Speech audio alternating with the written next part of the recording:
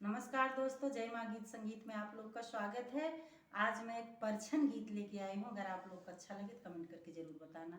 नाव ने हाथे झालर मोती, मम्मी